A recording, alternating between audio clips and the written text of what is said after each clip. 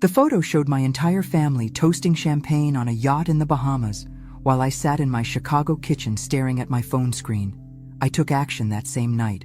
9 hours later, my daughter-in-law Jessica was screaming so loud, the neighbors called the police. If you're watching this, subscribe and let me know where you're watching from. I'd like your support as I share what really happened when family loyalty met its match. Let me take you back to how this all started, because sometimes the sweetest revenge comes from people who underestimate exactly who they're dealing with. It was December 28th when Jessica had cornered me in my own kitchen, her voice dripping with that fake sweetness she'd perfected over 3 years of marriage to my son Stephen. "Margaret, about the New Year's trip to Nassau, I'm so sorry, but there's just not enough space on the yacht. It's really more for younger people anyway, you know? All that dancing and late-night partying. You'd be miserable." I'd simply nodded and smiled, the way I'd been doing for years whenever Jessica decided what was best for me. "Of course, dear. I understand completely." The words tasted like ash in my mouth, but I'd learned to swallow them. "I knew you would," she'd gushed, already backing toward the door like she couldn't wait to escape my presence. "You're always so reasonable about these things. Stephen and I really appreciate how flexible you are." Flexible. That's what they called it when I quietly accepted being excluded from family events, forgotten at birthdays, left out of holiday plans. Flexible meant I never complained when Jessica scheduled Sunday dinners during my book club, or when she planned the grandchildren's birthday parties for times I couldn't attend. Flexible meant being grateful for whatever scraps of attention they threw my way. But that photo changed everything. There was Stephen, my son, laughing with his arms around Lily and Tyler, my beautiful grandchildren.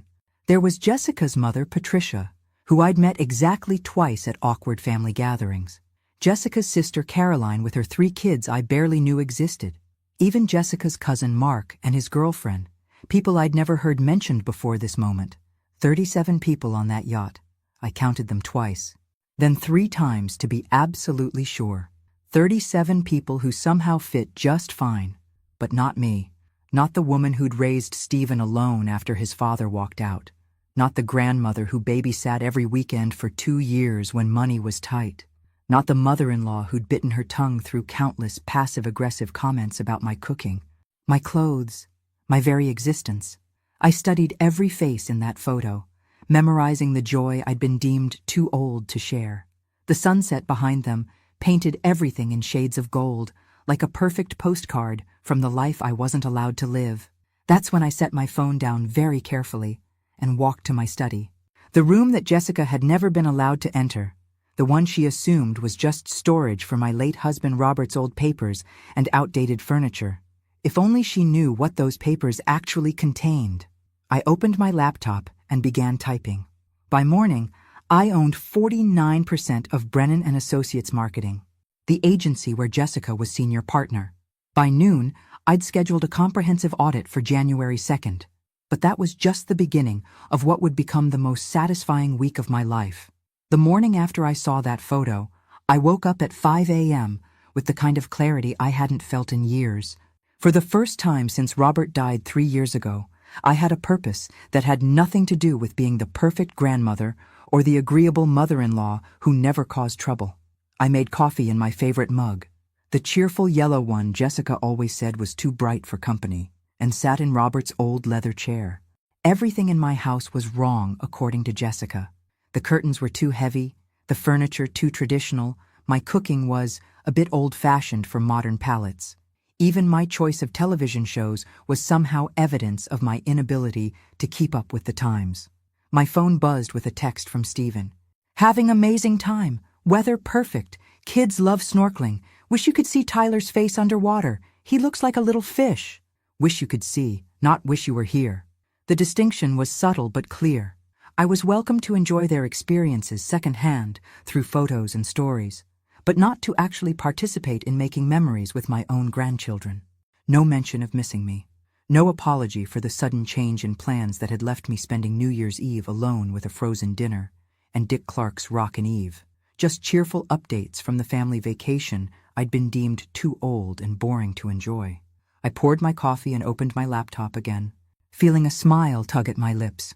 Robert had left me very well provided for, though Jessica and Stephen had no idea exactly how well. They knew about the life insurance, the pension, the house that was paid off. They didn't know about the investment portfolio Robert had been building since we married, or the quiet stock acquisitions I'd been making for the past 20 years, while they assumed I was just a helpless widow learning to balance a checkbook. My husband had been a brilliant financial strategist, and he'd taught me everything he knew during our 45 years together.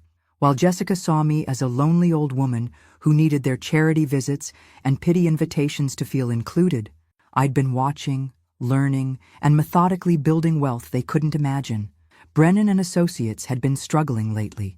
I'd overheard enough hushed conversations between Stephen and Jessica to know they were losing clients, behind on payments, and scrambling to maintain the lifestyle they'd grown accustomed to. Jessica's Mercedes lease, the house in Lincoln Park with its ridiculous mortgage, Tyler's private school tuition, Lily's elite dance academy fees, it all cost money they didn't quite have but pretended they did, which made my offer to purchase nearly half their business through an offshore investment firm impossible to refuse, especially since I'd had my lawyer structure it as a silent partnership from a company called Meridian Holdings. They'd never suspect that Margaret Brennan, the sweet old lady who made too much food and asked too many questions about their lives, was now their business partner with access to every financial record. The irony was absolutely delicious. Jessica, who'd spent 3 years telling me I didn't understand modern business or technology, had just sold me control of her professional life without even knowing it. The audit was scheduled for January 2nd, but I wasn't waiting for others to uncover what I suspected about Jessica's business practices. I'd been married to an accountant for 45 years. I knew how to read financial statements, and I definitely knew when numbers didn't add up the way they should. It took me exactly 6 hours of reviewing Brennan and Associates' books through my new partner access to find the first major discrepancy. Jessica had been billing clients for premium marketing packages while delivering basic services, pocketing the difference in a separate account that didn't appear on any official company records. Clever, but not nearly clever enough to hide from someone who actually understood financial forensics. By New Year's Eve, while my family was presumably dancing under tropical stars without a thought for the grandmother they'd left behind, I'd discovered 3 different schemes Jessica had been running for over 18 months. Overcharging nonprofit clients who trusted her completely, double billing for marketing materials that were produced once but charged for twice, and my personal favorite, charging her business lunches with her personal trainer Marcus to the company's client entertainment budget. Marcus Thompson, who according to his very public Instagram account was 28 years old with the kind of stunning physique that graced romance novel covers. The same Marcus who'd been tagged in dozens of Jessica's photos over the past 6 months, always during times when Stephen was supposedly away on business trips or working late at his law firm. I screenshotted everything methodically, building a case that would have made Robert proud. Every cozy dinner with Marcus at expensive restaurants across town, while Stephen thought Jessica was attending marketing conferences. Every afternoon, yoga session that somehow lasted 3 hours and took place at luxury hotels. Every weekend, business trip to Milwaukee that didn't involve any actual business meetings, since I'd already confirmed with the supposed clients that no such meetings had ever been scheduled. The beautiful thing about people who underestimate you is how careless they become. Jessica had never bothered to make her social media private, because who would grandmother Margaret know on Instagram? She certainly hadn't expected me to create an account and spend months quietly following her activities, watching her document her own infidelity with the kind of detail that would make a private investigator weep with joy. My phone buzzed with another family group text. This time, it was Jessica herself. "Sunset cruise tonight. Kids are having such a blast. Thanks for understanding about the space issue, Margaret. You're such a sweetheart." Understanding. I was becoming quite excellent at understanding things Jessica thought I'd never figure out. Like understanding that she was stealing from clients to fund her affair. Understanding that she viewed me as too stupid and irrelevant to pose any threat. Understanding that she was about to learn exactly how wrong she'd been about both my intelligence and my capacity for strategic thinking. I typed back, "Have wonderful time. Can't wait to hear all about it when you get back." Can't wait was the most honest thing I'd said to her in months. January 1st was a Tuesday. which meant Jessica and Stephen would fly back Wednesday evening exhausted and sunburned, and Thursday morning would bring Jessica face to face with exactly how much trouble she was really in. I spent New Year's Day in a way I hadn't in years, completely focused on myself and my own goals instead of worrying about what everyone else needed from me. I got my hair done at the salon I'd been going to for 2 decades, but hadn't visited since Robert's funeral. Susan, my stylist, took one look at me and shook her head with the kind of professional disappointment that came from watching a client give up on herself. "Margaret Brennan, you look like you've been hiding from the world for 3 years. When's the last time you did something just for you instead of everyone else?" "Today," I said, settling into her chair and feeling something inside me straighten for the first time in months. "Today I'm doing everything for me." 3 hours later, I walked out with silver hair, styled in a way that made me look 10 years younger and completely in control of my own life. Next stop was the department store, where I'd been buying practical sweaters and sensible shoes for far too long, clothes that made me invisible in family photos and easy to forget at family gatherings. The young sales associate, probably about Lily's age, lit up when I explained what I needed. "You want power clothes? Like CEO power or courtroom power?" "Boardroom power," I said without hesitation. "The kind that makes people nervous when you walk into a room." She understood the assignment perfectly.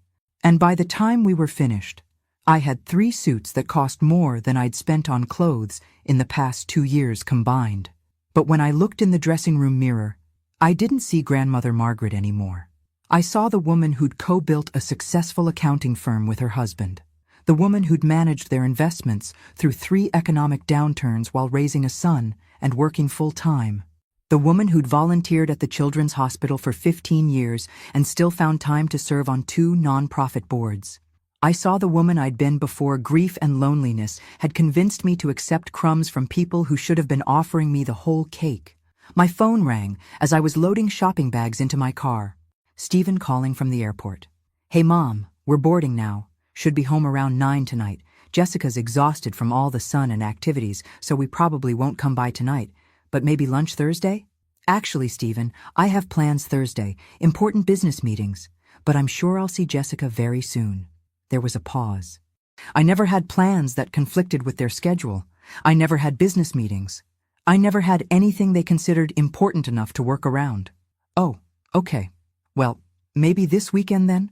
We'll see how this week goes," I said, starting my car and feeling powerful in a way I'd forgotten was possible. Thursday morning arrived gray and cold, typical January in Chicago, but I woke up feeling like spring was coming early this year. I put on my new charcoal gray suit, made coffee in my favorite mug, and sat in Robert's chair to wait for the phone calls I knew were coming. The first call came at 8:47 a.m., right on schedule. "Mrs. Brennan, this is David Chen from Morrison & Associates. We're the accounting firm conducting the audit at Brennan & Associates Marketing. Could you come in today to discuss some significant concerns that have come to light during our review?" I'd hired David myself through my lawyer, but Jessica didn't know that crucial detail. To her, he was just another man in an expensive suit asking uncomfortable questions about business practices she thought she'd hidden perfectly. "Of course," I said, injecting just the right amount of concern into my voice. "What time works best for your schedule? Would 2 p.m. be convenient? And Mrs. Brennan, given the nature of what we've discovered, you might want to bring legal representation. I'll be there promptly at 2. The second call came at 10:23 a.m. Stephen, sounding confused and more than a little worried about whatever chaos was unfolding at his wife's supposedly successful business. "Mom, something really weird is happening at Jessica's office. There are auditors there asking pointed questions about missing money and financial irregularities. Jessica's completely freaking out. She thinks someone's trying to sabotage the business deliberately." "How terrible," I said, sipping my coffee and admiring the way the morning light hit my newly styled hair in the hall mirror. "I hope she figures out what's causing these problems. She's convinced it's some kind of mistake or misunderstanding. The auditors are asking about phantom clients and doctored invoices, but Jessica said she's never seen anything like what they're describing." That was interesting and completely predictable. Jessica was already preparing her innocent victim act, claiming complete ignorance about financial irregularities she'd personally created and managed for over a year. Classic Jessica. blame everyone else when consequences finally arrived at the door. These things usually work themselves out, I said, with the kind of calm wisdom that came from knowing exactly how this particular situation would resolve. I'm sure Jessica will handle everything professionally. After Stephen hung up, I spent the morning preparing for the afternoon's performance. I'd be playing the role of concerned business partner, shocked and disappointed to discover my investment had been placed in such an ethically questionable enterprise. At 1:30 p.m., I drove to the downtown office building that housed Brennan and Associates, a gleaming tower that probably cost more per month in rent than most people earned in salary. I'd never been there before. Jessica had never invited family to see her workplace. Too personal, she'd always said. Now I understood the real reason for her secrecy. The offices were impressive in exactly the way that screamed desperation rather than success. Expensive furniture that looked like it belonged in a magazine. Original artwork that probably cost more than my car. Floor-to-ceiling windows overlooking Grant Park. All funded by money, Jessica had been systematically stealing from clients who trusted her with their marketing budgets and business dreams. David Chen was waiting for me in the conference room, looking appropriately serious and professional. Behind him sat Jessica, her vacation tan now looking more like the color of panic and embarrassment. Stephen was there too, holding Jessica's hand like she was the victim instead of the perpetrator of whatever was unfolding. "Mrs. Brennan," David said, standing as I entered and giving me the kind of respectful nod that successful women recognize. "Thank you for coming on such short notice." Jessica looked up at me with red-rimmed eyes that I suspected had more to do with fear than genuine emotion. "Margaret, what are you doing here? Did Stephen call you to come support us?" I took the seat directly across from her and opened my new leather briefcase, a lovely piece I'd bought specifically to match my transformation from invisible grandmother to serious businesswoman. "Actually, Jessica," I said with a smile that felt like victory, "I'm here as your business partner."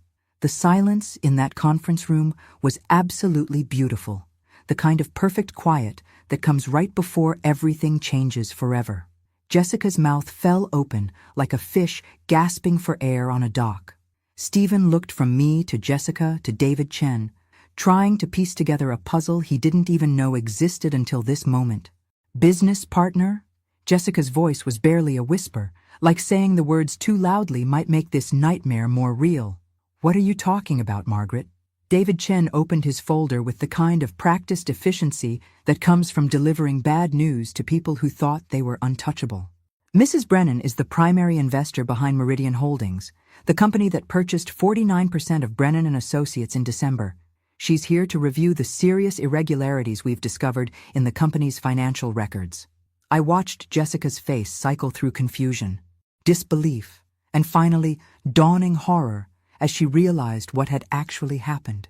Her sweet, bumbling mother-in-law, the woman she'd left behind because there wasn't enough space for old people on family vacations, was now her business partner, her judge, and quite possibly her professional executioner. "This has to be some kind of mistake," Jessica said, her voice rising with the kind of panic that made people say stupid things. "Margaret, you don't know anything about business or investments or modern technology. Someone's obviously taken advantage of you." "Oh, Jessica," I said, pulling out the first file folder from my briefcase with deliberate slowness. "I know quite a lot about business. I helped Robert build his accounting firm from absolutely nothing. I've been managing our investment portfolio for over 20 years with consistent profits. And I know exactly what I bought when I purchased half of your company." Stephen found his voice, though it sounded strangled. "Mom, what's going on? Why didn't you tell us you were investing in Jessica's company?" "Because I wanted to surprise you both," I said, smiling at Jessica with the kind of warmth that made my next words even more devastating. "And because I wanted to see firsthand what kind of business my daughter-in-law really ran when she thought no one was watching." David cleared his throat professionally. "Mrs. Brennan, we need to discuss the discrepancies we've uncovered. There's substantial evidence of systematic overbilling, phantom client charges, and personal expenses fraudulently charged to business accounts over an extended period." Jessica's face went white, then gray, then an interesting shade of green. "Those are accounting errors, simple mistakes that can be corrected with better bookkeeping procedures." "Can they?" I opened my folder and spread the documents across the polished conference table like cards in a winning hand. Bank statements, invoices, credit card receipts, Instagram screenshots, printed in full color. Because everything here looks quite deliberate and carefully planned to me. Jessica stared at the evidence of her crimes, laid out like a roadmap of betrayal and stupidity. Stephen leaned forward, reading invoice amounts, recognizing charges for restaurants he'd never been to, trips he'd never taken, experiences he'd never shared with his wife. Jessica, he said slowly, his voice getting quieter with each word, these charges. This receipt says you had dinner at Le Bernardin in New York last month. But you told me you were at a client meeting in Milwaukee. Stephen, I can explain everything.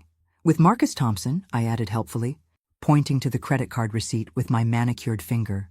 Your personal trainer, who, according to his very public social media accounts, was definitely not in Milwaukee that day. The last piece of color drained from Jessica's face as she realized I knew about Marcus, knew about the affair, knew about everything she thought she'd hidden so carefully. Stephen looked at the Instagram screenshots I'd printed out in devastating detail. Jessica and Marcus at intimate dinners. Jessica and Marcus at a resort spa weekend. Jessica and Marcus in what was clearly a hotel room, looking very much like people who weren't discussing fitness routines. How long? Stephen's voice was barely audible, like he was afraid of the answer. Jessica started crying. Real tears this time, not the crocodile tears she'd perfected for getting her way in family discussions. Stephen, it's not what it looks like. I can explain everything. But we all knew exactly what it looked like. And explanations weren't going to change the photographic evidence spread across the table. David Chen coughed discreetly. Perhaps we should focus on the financial irregularities first. Mrs. Brennan, as the majority stakeholder, what would you like us to do with this information? I looked at Jessica, remembering every dismissive comment, every excluded invitation, every time she'd made me feel like I was too old, too irrelevant, too much trouble to include in my own family's life.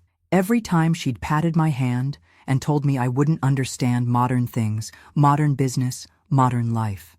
I think, I said carefully, savoring each word, we need to discuss Jessica's immediate resignation from the company she's been systematically embezzling from. And then we need to talk about restitution for the clients she's defrauded. Jessica's sobs echoed off the conference room walls, but all I could hear was the sound of 37 people laughing on a yacht I'd been deemed too old to enjoy. Jessica's attorney arrived 40 minutes later, a sharp-dressed woman named Patricia Wells, who clearly specialized in damage control for wealthy clients who'd made spectacularly bad decisions. She took one look at the evidence spread across the conference table, and her professional smile flickered for just a moment before she regained her composure. My client admits to some bookkeeping irregularities, she began, setting down her briefcase with the kind of confidence that came from charging $500 an hour. But these appear to be honest mistakes that can be rectified through adjusted payments and improved oversight procedures. I almost laughed out loud. After 3 years of being treated like I couldn't understand a restaurant menu, watching Jessica's lawyer try to snow me with legal double talk was almost entertaining. Almost. Honest mistakes, I repeated, pulling out another folder I'd prepared specifically for this moment. Like honestly mistaking client funds for personal vacation money, or honestly mistaking business dinners for romantic getaways with employees young enough to be your son. Stephen was staring at Jessica like he'd never seen her before, like she was a stranger wearing his wife's face. Jess, just tell me the truth for once. How long have you been seeing Marcus? It's not an affair, Jessica said quickly, her voice taking on that desperate quality of someone whose lies were crumbling faster than she could build new ones. He's helping me develop a fitness program for the company wellness initiative. I slid a hotel receipt across the table, watching Jessica's eyes track it like it was a snake. The Ritz-Carlton charges quite a lot for wellness initiatives, especially the presidential suite for 3 nights. Patricia Wells cleared her throat with the kind of professional authority that was supposed to intimidate people who didn't know better. Mrs. Brennan, what exactly are you hoping to accomplish here? Public humiliation? Because my client has children to consider, a family that could be destroyed by vindictive actions. Your client should have considered her children before she started stealing from her business partners and conducting affairs in hotel rooms, I said, my voice staying perfectly calm despite the rage I felt building. But since you asked what I want, I'll tell you exactly. I want full restitution of every penny of embezzled funds. Jessica's immediate resignation from all company positions, a formal apology to every client she defrauded, and a guarantee she'll never work in marketing in Chicago again. That's impossible, Jessica gasped, her tears flowing freely now. I built this company from nothing. You can't just take it away from me. Actually, I can. I opened my briefcase again and pulled out the document I'd been saving for this exact moment. David, would you please explain the current ownership structure to Mrs. Brennan? David Chen consulted his notes with the thoroughness of a man who'd been paid very well to be completely accurate. As of yesterday's emergency board meeting, Mrs. Margaret Brennan now owns 73% of Brennan and Associates. The additional shares were purchased from investors who were, shall we say, concerned about the company's ethical standards once they learned about the financial irregularities. Jessica's face went from white to green, like she was about to be physically sick. You bought out the other investors? How is that even possible? People don't like working with thieves, Jessica. Amazing how quickly they wanted to sell their shares once they understood what kind of person you really are and what you'd been doing with their money. Stephen stood up abruptly, walking to the window like he needed air, his shoulders shaking with what might have been rage or grief or both. Patricia Wells tried a different approach, her voice taking on a more conciliatory tone. Mrs. Brennan, surely we can reach some accommodation that doesn't involve destroying a family? Think about the children who will suffer if this becomes public. The family was destroyed the moment your client decided I wasn't worth including in it, I said, my voice carrying 3 years of accumulated hurt and anger. I'm just the cleanup crew. The next morning, I was having coffee in my kitchen, enjoying the first peaceful breakfast I'd had in months, when Stephen arrived unannounced, looking like he hadn't slept in days. Which was probably accurate, given that Jessica had spent the night at her sister's house and he'd been left alone with 2 confused children and the wreckage of his marriage. Mom, we need to talk. Of course, sweetheart. Coffee? I poured him a cup without waiting for an answer, noting how his hands shook slightly when he reached for it. He sat at the kitchen table where he'd eaten breakfast for 18 years before college, back when life was simpler and I was just his mother instead of his wife's nemesis. I don't understand any of this. When did you become this person? Which person would that be? The person who secretly buys companies and destroys marriages. The person who plots revenge like some kind of corporate assassin. His voice was raw with exhaustion and grief and something that might have been betrayal. I poured my own coffee and sat across from him, studying his face and seeing so much of his father in the set of his jaw when he was upset. I became this person when your wife decided I was too old and irrelevant to include in family vacations. I became this person when she spent 3 years treating me like a burden she had to tolerate instead of family she chose to love. So you decided to ruin her life? I decided to stop letting her ruin mine. I reached across the table and took his hand, feeling how cold his fingers were. Stephen, I found out about Marcus and the embezzlement because I was investigating why she excluded me from the trip. I was trying to understand if I'd done something wrong to deserve being left behind. He was quiet for a long moment, staring into his coffee like it might have answers. The money stuff. Is it really as bad as it looks? Could she go to jail? Worse than it looks. She's stolen over $200,000 from clients over the past 18 months.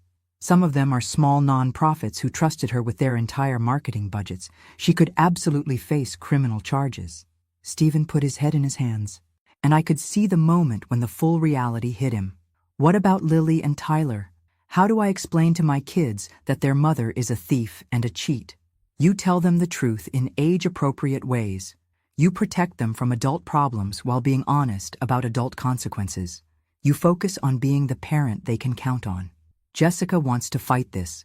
Her lawyer thinks they can prove you manipulated the situation to hurt her deliberately, that this is all about revenge instead of justice. I sipped my coffee, thinking about how to respond in a way that would help my son understand. Stephen, do you remember when you were 12 and you stole money from my purse to buy comic books? Yeah, but what does that have to do with, do you remember what I told you when I found out? He was quiet, then nodded slowly. You said that stealing wasn't wrong because I got caught. It was wrong because I did it in the first place. Jessica didn't get caught doing something wrong. She got caught doing something illegal that hurt innocent people. There's a significant difference. My phone buzzed with a text from Jessica. "Margaret, please don't destroy my family over a misunderstanding. The children need stability more than anything right now." I showed Stephen the message. "What do you think I should say to that?" "I think," he said slowly, his voice getting stronger, "you should ask her where her concern for the children was when she was having an affair and stealing money to pay for it." I was proud of my son in that moment. He was still hurting, still processing the betrayal, but he was seeing clearly through Jessica's manipulation. "The company will survive this," I said. "The clients will be repaid every penny. The employees will keep their jobs. But Jessica's days of calling the shots in this family are completely over." Friday brought Jessica's counterattack, and I had to admire her strategy even as I prepared to demolish it completely. She arrived at my house at 7 a.m. with Lily and Tyler in tow, clearly hoping their presence would prevent me from speaking plainly about her crimes and character. "Margaret," she said, her voice dripping with wounded dignity as she stood on my front porch, "I've come to apologize for any misunderstandings about the business finances. Stephen and I would like to work this out as a family, the way families should." Lily, my beautiful 15-year-old granddaughter, looked confused and tired. Tyler, 13 and always too smart for his own good, looked suspicious of everything about this early morning visit. "Grandma," Lily said, "Mom says you're upset about some business stuff and that's why Dad slept in the guest room last night. Can't you guys just work it out like adults?" Jessica shot me a look that clearly said, "Try explaining embezzlement and adultery to a teenager, you heartless old witch." "Sweetheart," I said carefully, "sometimes adults make poor financial and personal decisions that hurt other people. When that happens, there are consequences that can't be avoided just because we want things to go back to normal." Tyler frowned, his analytical mind already working on the problem. "What kind of poor decisions?" Jessica jumped in quickly, her voice honey-sweet with maternal concern. "Nothing that can't be fixed with better communication and oversight. Just boring business stuff that adults sometimes disagree about." I looked at my grandchildren, these kids I adored more than anything, and made a decision about honesty versus protection. "Tyler, Lily, would you like some breakfast? I was just making pancakes and bacon. Can we talk privately while they eat?" Jessica asked, her mask of sweetness slipping slightly. "Of course." In my study, surrounded by Robert's books and the evidence of Jessica's crimes, she dropped all pretense of family unity. "What's it going to take, Margaret? Money? A public apology? What do you want to make this go away?" "I want you to stop lying to your children. I'm protecting them from adult problems. You're protecting yourself from consequences." I sat behind Robert's old desk, feeling his strength supporting me from beyond the grave. "You want to know what I really want, Jessica? I want you to understand that actions have consequences. Fine. I made some mistakes. I'll pay back the money and end things with Marcus." "With what money?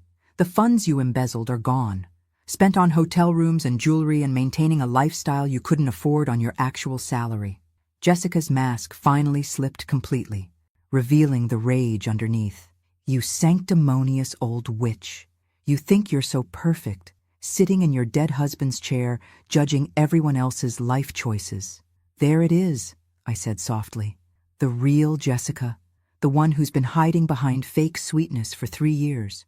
You want to know the truth? Want to? Stephen felt sorry for you. You were this pathetic widow who couldn't figure out how to live without someone taking care of her every need. We included you out of pity.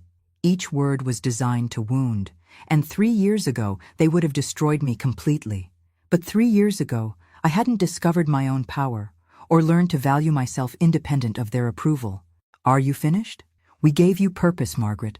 Without us, you're just a lonely old woman with too much time and money and nothing meaningful to do with either." I opened my laptop, pulling up the document I'd prepared for this exact moment. "Speaking of money, would you like to see your final severance package?" The screen showed exactly what Jessica would be walking away with. Nothing. No severance, no benefits, no references, no future in Chicago marketing. Just a lawsuit if she tried to work anywhere in the city. "You can't do this to me." Actually, as the owner of 73% of the company, I can do exactly this and more. From the kitchen came the sound of my grandchildren laughing at something on their phones. Normal kids dealing with an abnormal situation created entirely by their mother's choices. Those children are going to need therapy because of what you're doing to this family, Jessica said. No, I replied. They're going to need therapy because of what you did to this family. I'm just making sure they understand the difference between actions and consequences. Sunday afternoon brought the surprise I hadn't been expecting, though perhaps I should have seen it coming. Jessica arrived with Marcus Thompson, her personal trainer turned affair partner, and two people I didn't recognize, a man in an expensive suit and a woman with a professional camera. Margaret, Jessica announced like she was delivering a subpoena, I'd like you to meet my attorney, James Morrison and Patricia Wells from Channel 7 News. We're here to discuss your elder abuse situation. I was still in my gardening clothes, having spent the morning planting bulbs for spring flowers I might actually be around to enjoy now that I had reasons to look forward to the future. How interesting. What's the occasion? We're here to discuss the financial manipulation you've been subjected to, James Morrison said, pulling out his tablet with the confidence of a man who thought he was about to expose a scandal. Ms. Brennan has evidence that you've been taken advantage of by unknown parties seeking to exploit your grief and isolation. I almost admired the strategy, even as I prepared to destroy it completely. Paint me as a confused old woman being manipulated by mysterious financial predators. Turn Jessica into the victim of elder abuse rather than the perpetrator of embezzlement and adultery. It was actually quite clever. Elder abuse, I repeated slowly. By myself? Patricia Wells stepped forward with her microphone, her voice dripping with the kind of synthetic concern that made for good television. Mrs. Brennan, are you aware that your recent business investments may have been influenced by individuals seeking to exploit your grief over your husband's death and your social isolation? What individuals would those be? Exactly. We believe, James Morrison said, consulting his notes like he was reading from a script, that you've been targeted by financial predators who convinced you to invest in schemes specifically designed to hurt your daughter-in-law's business as part of some kind of revenge plot. Marcus Thompson stood slightly behind Jessica, looking like he'd rather be anywhere else in the world. Smart man. He was about to become the face of adultery on the evening news. So your theory, I said slowly, letting my amusement show, is that I'm too stupid to manage my own money or make my own decisions. Not stupid, Patricia Wells said in her most sympathetic television voice. Vulnerable, grieving, possibly suffering from early cognitive decline that makes you susceptible to manipulation by unscrupulous individuals. That was the moment I realized Jessica had made her biggest mistake yet. She was so desperate to avoid responsibility that she was willing to publicly humiliate me on television, to paint me as a senile old woman who couldn't be trusted with her own checkbook. Would you like to see some of my financial records? I asked sweetly, to help determine if I'm competent to make my own investment decisions? Jessica looked triumphant, like I was about to hang myself with my own rope. She had no idea what I was about to show them. I went inside and returned with my laptop and a folder I'd prepared for exactly this moment. Patricia, you might want to keep that camera running for this. I opened the laptop and turned it toward them. This is my investment portfolio, managed entirely by me for the past 20 years. Current value, $4.8 million. Jessica's triumph began to falter as the numbers sank in. These are my tax returns for the past 5 years, showing consistent profitable trading and business investments. And this, I pulled out the final document with flourish, is the psychological evaluation I had done last week by Dr. Sarah Chen at Northwestern, confirming that I have no cognitive impairment whatsoever. James Morrison's confidence evaporated like morning dew. Mrs. Brennan, we were simply concerned about your welfare. Were you concerned about my welfare when your client embezzled $247,000 from her business partners? Or when she used company funds to pay for hotel rooms where she conducted her affair with Mr. Thompson here? Patricia Wells looked at her camera operator, who was still filming everything. Are you planning to interview Mr. Thompson about his role in this story? I asked innocently, because I have some very interesting documentation about their relationship that might interest your viewers. Marcus finally spoke up, his voice tight with panic. Jessica, you said this would be simple and straightforward. Shut up, Marcus, Jessica snapped, her composure cracking completely. Did you tell Mr. Thompson that your marriage was over and you were just waiting for the right time to file for divorce? I asked sweetly. Because according to my son, That conversation about ending the marriage never actually happened. Patricia Wells lowered her microphone, suddenly much less interested in this story. I think we need to verify some additional facts before we proceed with any broadcast. Jessica realized her nuclear option had just exploded in her face, leaving her more exposed than ever. 6 months later, I was sitting on my back deck watching my granddaughter Lily practice guitar while Tyler worked on homework at the patio table, both of them completely comfortable in my home in a way they'd never been when Jessica controlled their access to me. Stephen was at the grill, making dinner for our new Sunday tradition, family meals at Grandma's house where nobody got excluded for being too old or inconvenient. The business was thriving in ways it never had under Jessica's leadership. Turns out that when you remove embezzlement from your operating costs and focus on actually serving clients instead of stealing from them, profit margins improve dramatically. I'd hired an excellent general manager named Patricia Chen, no relation to Dr. Chen, and kept all the talented employees who'd been carrying Jessica's workload for years while she was busy conducting her affair. Jessica had moved to Denver with Marcus, apparently convinced that following a disgraced marketing executive across the country was better than staying in Chicago, where everyone knew exactly what kind of person he'd chosen to involve himself with. They'd lasted exactly 3 months before he'd moved on to someone without legal baggage and criminal investigations. Jessica was now working at a small agency that specialized in social media for local restaurants, a significant step down from her previous position, but probably appropriate, given her skill set and reputation. Stephen had been awarded full custody of the kids after Jessica failed to show up for 2 consecutive custody hearings, apparently too busy trying to rebuild her life in Colorado to fight for her children. The kids had adjusted to the new arrangement better than anyone expected, possibly because they were finally living in an environment where adults told the truth and kept their promises. "Grandma," Tyler called out, looking up from his algebra homework. "Mom texted again. She wants to video call tonight to talk about my birthday next month." "What did you tell her?" "That I have plans, which is true. We're finishing that 1,000-piece puzzle after dinner, and I'm not missing that for anything." Stephen looked up from the grill, his face showing the kind of peace that came from no longer living with lies and manipulation. "You don't have to avoid talking to her, buddy. I know this situation is complicated for you kids." "It's not complicated, Dad. She lied about everything important and stole money from people who trusted her. Now she's sad that there are consequences for her choices." Tyler shrugged with 13-year-old logic that cut straight to the heart of things. "Grandma taught me that actions have results, and you can't avoid results just because you don't like them." I'd found my purpose again, not as the peripheral family member grateful for whatever crumbs of attention they threw my way, but as the matriarch who set standards and maintained them. The woman who'd co-built a successful business, raised a good son despite his father's abandonment, and refused to disappear quietly when inconvenient people decided she was irrelevant to their lives. My phone buzzed with a text from David Chen, my lawyer who'd become a dear friend through all of this. "Final restitution payment processed. All clients have been fully repaid with interest." "Good news?" Stephen asked, noting my smile. "The best possible news. Justice completed, accounts balanced, and everyone made whole."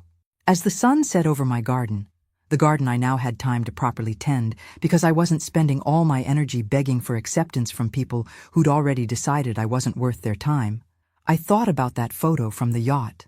37 people who'd fit just fine without me, laughing and celebrating while I sat alone in my kitchen. I'd been devastated by my exclusion at the time, but now I understood it had been the greatest gift Jessica could have given me. Being left behind had forced me to remember who I was when I wasn't busy being who everyone else needed me to be. It had reminded me that I was a person of value independent of their approval or inclusion. Lily finished her song and looked up expectantly, her face glowing in the evening light. "How was that, Grandma? I've been practicing that piece for weeks." "Perfect, sweetheart. Absolutely perfect. And for the first time in 3 years, everything in my life truly was perfect." Thanks for listening.